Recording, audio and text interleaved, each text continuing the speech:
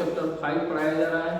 Chapter 5 में है आपको क्षितिज का है। चैप्टर 5 शीर्षक है नाना साहब की पुत्री देवी मैना को जलाकर भस्म कर दिया गया।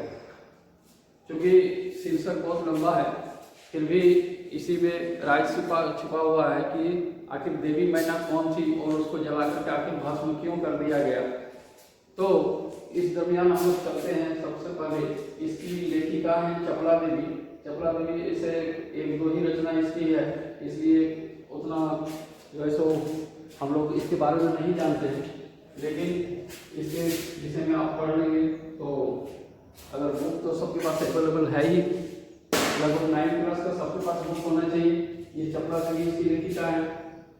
चलिए, इस चैप्टर को पढ़ने का उद्देश्य क्या है? इस चैप्टर को पढ़ने का उद्देश्य है कि स्वतंत्रता की पहली लड़ाई 1857 में देवी मैना का योगदान एवं बलिदान की कहानी। तो 1857 में सबसे पहला जो है स्वतंत्रता आंदोलन शुरू हुआ था और इसमें जितने लोगों का योगदान रहा और जितने लोगों का बलिदान रहा, इसमें सारी कहानियाँ आई है। उनमें से एक छोटी सी कहानी देवी मैना का भी आता है।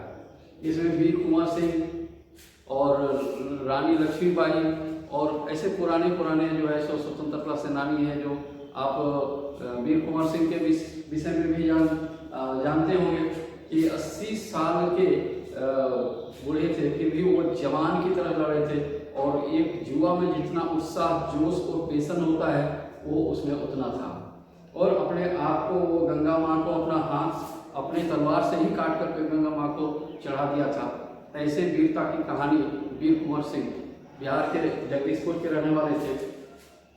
अब दूसरी बात है, रानी लक्ष्मीबाई के विषय में आप जानते होंगे, खूब लड़ी मर्दानी, वो तो झांसी वाली रानी थी। लेकिन छोटे छोटे स्वतंत्रता सेनानी जो थे उनको हम नहीं जानते, तो उनमें से आज हम जानते हैं। चलिए, स्वतंत्रता की पहली लड़ाई में देवी मैना का योगदान और उसका बलिदान का मतलब है कि उसको मार दिया गया, शहीद हो गई। अब किस तरह से हुई इसके विषय में हम लोग जानते हैं। सबसे पहले हम जानते हैं कि देवी मैना कौन थी। तो स्वतंत्रता की लड़ाई में नाना साहब का भी योगदान था। मोरोपंथ, धुंधु पंथ नाना साहब। तो धुंधु पंथ नाना साहब जो है उनकी बेटी का नाम था देवी मैना। अब रही बात देवी मैना को यहाँ बलिदान क्यों दिया गया, तो दूसरा है कि इस पाठ के माध्यम से देश के युवाओं को देश के वीरों और वीरांगनाओं से परिचय कराना है। और क्रांति का स्थान है कानपुर, नाना साहब का महल। प्रमुख पात्र है नाना साहब, देवी मैना, जनरल हे, ये अंग्रेजी अधिकारी हैं और आउटर। और सितंबर 1857 की आधी रात में भवन को ध्वस्त किया गया था। और महाराष्ट्र के इतिहासकार महादेव के समाचार पत्र बाखर में छपा था कि कल कानपुर में भीषण हत्याकांड हो गया, जिसमें से नाना साहब की पुत्री देवी मैना को जला करके भस्म कर दिया गया, जिसे देख करके लोगों ने उसे देवी समझ करके नमन किया। यही इसलिए इसका नाम देवी है। हालांकि वो 12-13 साल या 15 साल की लड़की थी, वो देवी नहीं हो सकती। हम लोग जानते हैं कि हमारे हिंदू समाज में या किसी भी समाज में विवाह होने के बाद जो है उसका देवी लगता है।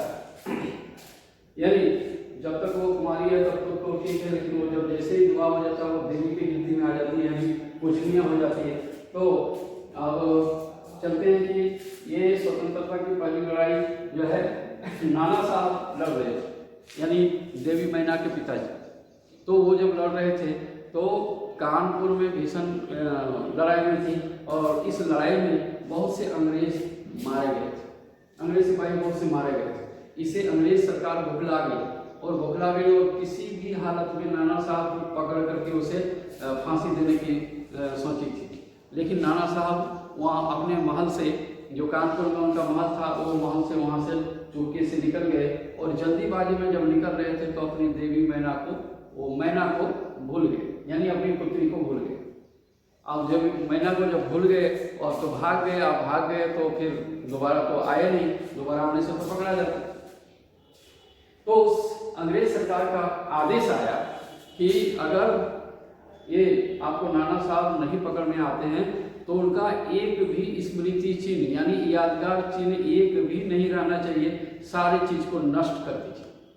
तो उसके जो भवन था, जो हम लोग साधारणतः घर करते हैं तो किसी तरह से होता है, उससे थोड़ा सा बड़ा मकान होता है, उससे बड़ा थोड़ा भव्य देखने से, जो थोड़ा सा अद्भुत देखने में आता है, वंडरफुल देखने में आता है, ब्यूटीफुल, उसको हम लोग भवन कहते हैं। तो उनका भवन या महल भी कर सकते हैं, आजकल अटालिका ये तो आप उसको फ्लैट कर सकते हैं, इस तरह से उनका घर था। तो उस घर को भी ध्वस्त करने का यानी तोप से उड़ा देने का आदेश अंग्रेज सरकार ने दे दिया। अब इसका काम जो सौंपा गया उसमें से ये था जनरल ए, इसको सौंपा गया। अब वहां पर तोप लगा दिया गया। अब तोप लगाने के बाद जो है सर क्या हुआ कि जिस समय पूरा घर ढूंढा गया और पूरा जितना धन दौलत था, जितना भी वहाँ पर पैसे थे या जो भंडारण था, जो भी उनका था, सारा चीज अंग्रेजों ने लूट लिया। लेकिन उस घर में, उस भवन में और कोई भी नहीं मिला। तो अचानक जो है सो जब तोप लगा दिया गया तो अचानक जो है सो ये बालकनी पर एक लड़की आई। इस लड़की को देखकर के हुए आश्चर्यचकित हो गए जनरल है कि आखिर ये लड़की कौन है। वो सामने आई और सामने आकर के उससे निवेदन किया कि महाशय, क्या आप इस भवन को बचा सकते हैं? आपसे रिक्वेस्ट है कि आप इस भवन को बचा सकते हैं। तो उन्होंने कहा क्यों? उसने कहा कि क्योंकि इस भवन से हमको अन्यन प्रेम है, अथाह प्रेम है और मैं यहीं पर जन्म ली हूँ, इसलिए इसको बचाना हम चाहते हैं। और आप गिराना क्यों चाहते हैं? जनरल है से उस लड़की ने सवाल किया कि इसको आप गिराना क्यों चाहते हैं? तो उन्होंने कहा कि ये नाना साहब का भवन है और उन्होंने अंग्रेजों के विरुद्ध लड़ाई की है, उसे विद्रोह किया है, जिसके कारण से उसका ये भवन ध्वस्त किया गया। तो लड़की ने सवाल से जवाब में दिया कि जिसने अंग्रेजों का नुकसान पहुंचाया है उसको आप सजा दीजिए, उसको आप मृत्यु दंड दीजिए, जो देना है उसको दीजिए। इस निसहाय और निर्जीव वस्तु ये घर को आप क्यों ध्वस्त करना चाहते हैं? इसने तो कोई गुनाह नहीं किया है, कोई अपराध नहीं किया है, तो इस घर को क्यों धसाना चाहते हैं? तो जनरल है ने कहा कि आप नहीं जानते हैं कि अंग्रेज सरकार का आदेश है कि अगर नाना साहब नहीं मिलते हैं तो नाना साहब का एक भी स्मृति चिन्ह यानी यादगार, रिमेंबर, कोई भी चीज बचना नहीं चाहिए, इसलिए उसका घर को भी ध्वंस कर देना चाहते हैं। अब आदेश है तो हम जो है सो इसको तो धसाएंगे, इसको ध्वस्त करेंगे। फिर देवी मैना ने उसको याद दिया कि आपकी बेटी यानी जनरल है की एक पुत्री थी, उस पुत्री का नाम था मेरी और उसकी सहपाठी थी, यानी देवी मैना की सहपाठी मतलब एक साथ पढ़ती थी, क्लासमेट थी, एक स्कूल में एक इस क्लास में पढ़ती थी। और जब सब कुछ अच्छा चल रहा था तो नाना साहब के घर जनरल है का आना जाना था, यानी दोनों में दोस्ती थी, दोनों लड़कियों में सहेली थी आपस में, क्लासमेट होने के साथ साथ। तो कभी कभी इनके घर आया करते थे, तो इससे भी वो पहचान गए कि उन्होंने कहा कि आपकी बेटी से मेरी मित्रता थी, उसका चिट्ठी लिखा हुआ आज भी मेरे पास है। एक चिट्ठी लिखी थी उन्होंने, वो चिट्ठी आज भी मेरे पास है। तो वो उसने दिखाया। उसके बाद वो उसे थोड़ी सी सहानुभूति आ गई कि चलिए मेरी बेटी की सहेली है तो इसे थोड़ा कोशिश करके देख सकते हैं। तो उसी समय उससे जो हायर रैंक का जो ऑफिसर होता है वो ऑफिसर जो है वो आउटरम, यहाँ पर लिखा है आउटरम आया और उसने सवाल किया जनरल ए से, कभी तक ये भवन क्यों नहीं ध्वंस किया गया? तो उसने कहा क्या सर इस घर को बचाया नहीं जा सकता? बोला कदापि नहीं बचाया जा सकता, इसको आप क्यों ऐसा सोचते हैं, इसको बचाना क्या जरूरी है? उन्होंने कहा कि इस लड़की का रिक्वेस्ट है, निवेदन है कि इस घर को बचाया जाए। बोला कि हम इसके लिए कुछ नहीं कर सकते, जितना जल्दी हो सकते इसको उड़ा करके हमको रिपोर्ट दीजिए। तो उन्होंने कहा कि भाई इसको कोई अगर रोक सकता है तो ब्रिटेन का यानी अंग्रेज सरकार का वो जो पार्लियामेंट है वहाँ अगर बिल पास होता है, वहाँ से कोई आदेश आता है तो जनरल हे ने एक चिट्ठी लिखी असेंबली को, वहाँ पर जब ये पार्लियामेंट को, और उस चिट्ठी में उन्होंने इसको बचाने की कोशिश की थी। तो वहाँ उसका व्यंग मजाक उड़ाया गया, उपहास किया गया कि जनरल हे इस बुढ़ापे में एक महाराष्ट्रियन के बाला से, यानी एक कमसिन लड़की यानी कम उम्र की लड़की से वो मोहित हो गया, उसके रूप सुंदर से मोहित हो गए, जबकि ऐसी कोई बात नहीं थी। उन्होंने तो उसकी बेटी की सहेली समझ करके वो सहायता करने की कोशिश कर रहा था। तो इस तरह से उसका मोहित होना सरकार के द्वारा यानी सदस्यों के द्वारा, पार्लियामेंट के सदस्यों के द्वारा इस तरह से जो उसका मजाक उड़ाया गया, इससे वो काफ़ी व्यथित हुई। अंत में वो नहीं, किसी भी बात को नहीं माना गया और अंत में उस भवन को तोप से उड़ा दिया गया।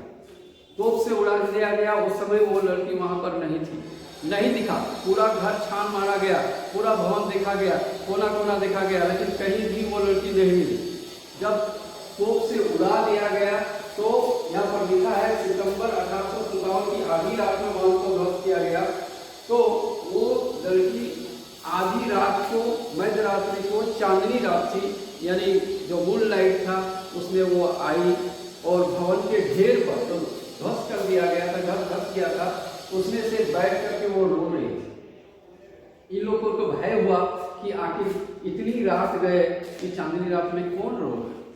सफ़ेद कपड़ों में वो पहनी हुई बैठी हुई थी और भवन पर रो रहे। जब गए जनरल हे उसने पूछा कि तुम कौन हो, क्यों रो रही हो? तो उसने देखा तो बोला कि नाना साहब की लड़की है। तो उस पहचान गए, लेकिन वो बोला कि क्यों रो रही है ना, आप इसको छोड़ करके चले जाए। उन्होंने कहा, कुछ नहीं कहा। उसने कहा कि इस भवन के ध्वस्त होने के एवज में मुझे आज जी भर कर रो लेने दो। हमको जितना रोने का मन करता है वो रोने दो। आप जानते हैं कि आदमी को जब दुख होता है तो आदमी रोता है। वो हृदय में दुख का उद्गार जो होता है वो आँख से आंसू बन करके निकलता है। और आदमी अगर रोना छोड़ दे तो आदमी पागल हो जाएगा। रोना भी जरूरी है। अगर बहुत अधिक दुख होता है तो आंसू बहते बहते बहते बहते होते, यानी दर्द जो है आंसू के जरिए वो बाहर निकल जाता है और अंतिम जो शिथिल पड़ जाता है, एकदम शांत हो जाता है और अंत में यही सोच लेता है कि जो होना था सो तो हो ही गया और जो होना है सो होगा। अंत में हार मान लेता है और वो चुप हो जाता है। इसलिए अगर किसी के रिलेशन में कोई किसी का डेथ होता है, अगर कोई नहीं रोता है तो उसको रोने के लिए विवश करता है। लोग बोलता है कि रोने दो इसको, और नहीं रोएगा तो ये धीरे धीरे टूट करके बहुत दुखी हो जाएगा, वो हो सकता है पागल भी हो सकता है, इसलिए रोना भी जरूरी। तो वो लड़की घर के ध्वस्त होने से जो है दुखी होकर के वो फूट फूट करके रोना चाह रही थी और वो रोई जा रही थी। अंतिम में उसको पकड़ करके जेल में डाल दिया गया और जेल में डाल दिया गया। उसके बाद कुछ दिनों के बाद, 10-15 दिनों के बाद एक दिन ये खबर आई कि नाना साहब की पुत्री को रात में जो है वो हत्याकांड, भीषण अग्निकांड में जला करके उसको भस्म कर दिया गया। यानी उस लड़की को जिंदा जला दिया गया, भस्म कर दिया गया। यहाँ पर लिखा है कि उसको देख करके, जिसे देख करके लोगों ने उसे देवी समझ करके नमन किया, यानी प्रणाम किया, उसको सैल्यूट किया कि एक लड़की जो अपने देश के लिए, अपने भवन के लिए, अपने घर को बचाने के लिए अपने आप की आहुति दे दी, अपना बलिदान दे दिया। यानी स्वतंत्रता की लड़ाई में उनका भी योगदान रहा। अंग्रेज का विरोध उन्होंने किया। अगर हम किसी भी एवज में, किसी भी कारण से हम अंग्रेज का विरोध उस समय कर रहे थे जिसमें देश हमारा गुलाम था, तो वो हमारा स्वतंत्रता की लड़ाई में भाग या योगदान ही कहलाएगा। इस तरह से हमारा ये जो चैप्टर है ये समाप्त होता है। चैप्टर 5 है और इसको अगर बुक आपके पास अवेलेबल है तो इस बुक को आप पढ़ लेंगे, भली भांति आपको समझ में आ जाएगा। अगर नहीं समझ में आता है तो आप मुझे कॉल कर सकते हैं और कॉल करके आप जान सकते हैं। अगले दिन इसका प्रश्न उत्तर आपको दिया जाएगा, आप प्रश्न उत्तर इसको करते जाएं। चैप्टर 1, 2, 3, 4, 5 तक हम पहुंच गए हैं। अभी तक 5 चैप्टर की पढ़ाई हो चुकी है। आप इसका एक कॉपी बनाएं और कॉपी में सारी चीज़ को लिखें। एग्जाम आपका हाल फिलहाल से शुरू होने वाला है, आप एग्जाम देंगे, इसके लिए आपको नोटिस भेजा जाएगा। आप इसके लिए तैयार हो जाएं। धन्यवाद।